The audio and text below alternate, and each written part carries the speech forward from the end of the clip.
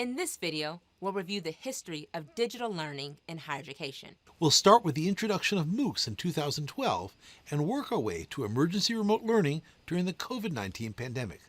Finally, we'll look at techniques used by today's key players and reflect on why digital education matters and what the new connected university can be.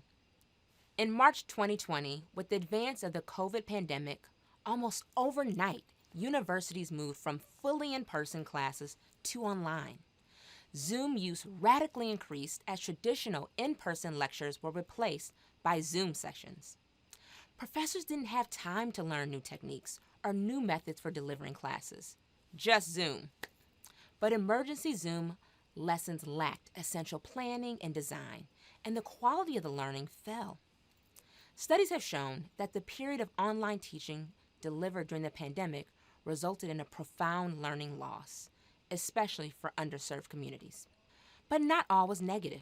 In post-COVID surveys of students and professors, one of the positive takeaways from the difficult COVID period was that it allowed a wider group of people to understand what is possible. People were introduced to new digital tools and explored new forms of connectivity. There's also strong evidence showing that digital tools support equity and inclusion. To understand what happened during the COVID pandemic, it's important to first look at the so-called MOOC moment of 2012 to 2014. This is when massive open online courses, or MOOCs, suddenly jumped into the public consciousness. These were platforms such as Edech and Coursera that seemingly came from nowhere, promising to provide the digital disruption to higher education that platforms like Amazon and Uber have provided for other industries. Prestigious universities, Ivy League schools, and major state universities like Michigan and California produce free classes for students around the world. But by 2014, the MOOC bubble had burst. Data showed that few people actually took the full free online courses they offered. The media, and many in higher education, embraced the narrative that free digital education had failed. But this is not quite true. The original MOOCs may have missed their marks, but they contained many powerful ideas that we can now build on. The original MOOCs generally committed the error of simply putting online the content from existing classes, rather than designing new, more modular courses that adult learners actually wanted to take. Most original MOOCs also failed to use the tools of digital education to drive connections between students, errors that MOOC providers are only now beginning to correct. Another important part of the digital education story is what we call the digital public university. While many exclusive and private universities experimented with MOOCs for a while, it was our public universities who embraced the tools of digital education and made major investments in this area. Public universities like Western Governors, Southern New Hampshire, and Arizona State used online classes and the MOOC idea to offer education to huge numbers of new students, including many adult learners. These universities were also able to combine serious scholarship with a focus on improving access. You can see here how the number of new online learners has been driven by these groups. One of the things that's remarkable about digital public universities like Arizona State is that they often blur the lines between in-person and online teaching.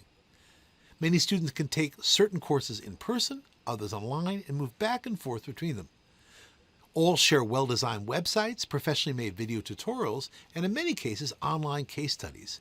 This has improved learning for all students, both those studying in person and remotely, and these are innovations that many others are now copying. Another important player in the world of digital education are the OPMs, or online program management companies. Major OPMs like 2U, Wiley, and Moodle Partners emerged to help universities create online programs for external executive education projects. Because major OPMs work with so many different university partners, they've gained a huge amount of experience in how to efficiently plan and deliver digital learning projects. Smaller and mid-sized universities or colleges often lack the capacity to do the marketing, filming, and digital support that online programs require. For these schools, OPMs fill the gap. Many universities have also created so-called in-house OPMs. These are in-house units directly run by the university that provide OPM-style services across all parts of the institution. A central in-house OPM might work, for example, with the university's business school, medical school, and other specialized programs. We think that for most mid-sized to large universities, this approach makes a great deal of sense. But creating an in-house unit to deliver digital education support services is not easy. It requires thinking through new financing and accounting mechanisms, making management changes, and working through a variety of legal and administrative issues. Most universities are organized and built to deliver learning on a 19th century model. If one wants to create and manage a major in-house OPM support unit, a number of important management issues must first be addressed. One of the reasons we wrote this book and made this MOOC was to help universities work through these issues. But what is this connected university that these tools can allow us to build? Active learning is a key component. Studies show that people learn by doing, and books such as Bain's Super Courses points to active learning as the key factor that drives student engagement. The digital tools could actually empower. Active learning seems counterintuitive. Digital tools seem passive, but as we will show in this course, when used correctly, digital tools can enable active learning, support active research, debates, simulations, and other active learning experiences. The second key concept that makes a connected university work is peer-to-peer engagement. Students learn best from their peers, and online programs can connect learners not just locally, but around the world. One of the big failings of early MOOCs was that they did not do enough to connect students with their instructors and each other. Modern digital education programs correct this error and are built on engagement and connections. The third principle of most well-designed digital education classes is their connection to real-world issues. Studies show that when students see the relationship between theoretical knowledge and real problems, they're more motivated to learn. Videos and guest lectures are a couple of examples of how digital tools facilitate the connection between course material and real-life issues. One of the key debates during the COVID era was around the questions of digital divides and digital dividends. Does the use of digital tools increase access or favor those who already are more connected? The answer is complex. During COVID, students without high-quality computers or high-speed internet struggled hugely to take online classes, and they fell behind.